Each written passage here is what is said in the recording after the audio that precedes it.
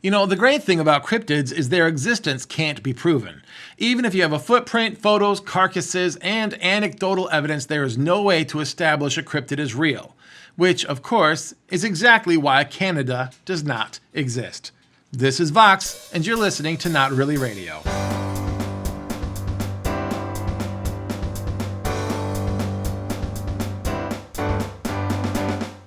Now, don't get me wrong, timbits from Tim Hortons are great, and I really like Reynolds and Dan Akroyd, but you cannot prove beyond a shadow of a doubt that Canada is real. Oh, sure, there's something living north of the United States, and Windsor's a great town, but as soon as you tell me to head south from Detroit to get to a city located inside a country that is north of the US, all you've proven to me is that you believe the earth is flat, sharks are smooth, and Chester Chase is not, in fact, the toughest man on the planet. It's just crazy. It just doesn't make sense.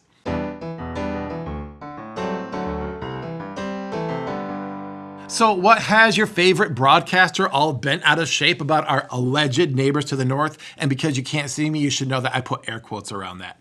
The geese. It just didn't make sense until now.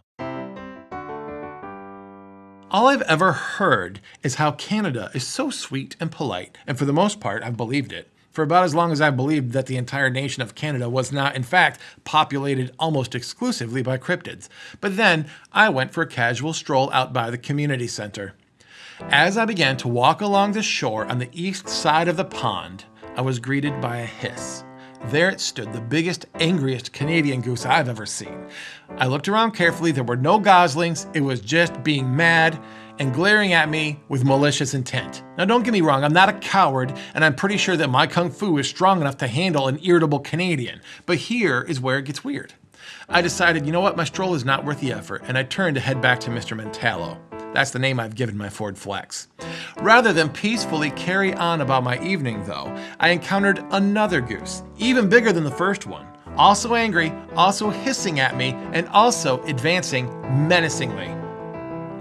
I feel like the surprise on my face was best reflected in the distressed honk of the swans that were swimming nearby that saw what was going down and immediately flew away. Have you ever seen a swan flee in terror? Yeah, me neither. It's foreboding. I was preparing to let loose my best fake karate yell when a disturbance in the water caught my attention, and the most welcome sight greeted my admittedly panicked eyes. The cryptid bounty hunter himself, Chester Chase, strode calmly up and out of the water, pointed back toward the pond while making eye contact with the goose in front of me. Obediently, the angry creature swam away. Chester then turned to the other goose, and it also retreated, and I watched in relief as they left us, then turned to Mr. Chase, and I noticed, of course, he was bone dry because Chester Chase, right? I thanked Mr. Chase for intervening in what I'm sure would have been an epic martial arts battle complete with ninjas. Then I also mentioned how surprised I was that geese from Canada were so darn unfriendly when the rest of Canada was supposed to be so great. And that is when Chester Chase dropped the bomb on me. But first, a word from our sponsor. Have you ever noticed there are a lot of cars on the road? Yeah, we have too. Stop driving cars. Seek alternate ways of travel. Maybe try swinging on vines. Brought to you by the ozone layer. Canadians aren't real. Do you know how he knows that Canada isn't real? Because Chester Chase is Canadian.